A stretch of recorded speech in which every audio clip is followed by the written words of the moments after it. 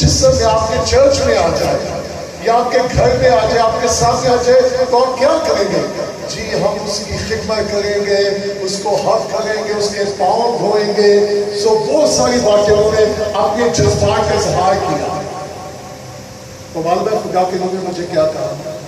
خدا کے روح کا اپنے خادموں کو یہ بتا دے, یہ کلیسیا ان کی کلیسیا نہیں ہے, یہ کلیسیا میرا بدن ہے.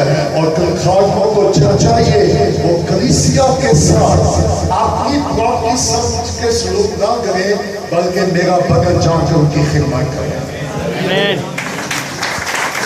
تو مجھے اور آپ اس بات کو ذہن میں رکھنا ہوگا کہ کلیسیا میں جو لوگ ہیں وہ ہمارے ممبر نہیں ہیں, وہ مسیح کے بدن کا حصہ ہے. اور اگر میری اور آپ کی یہ سوچ ہو جائے کہ ہر ایک جو رکن ہے یا ممبر ہے وہ مسیح کے بدن کا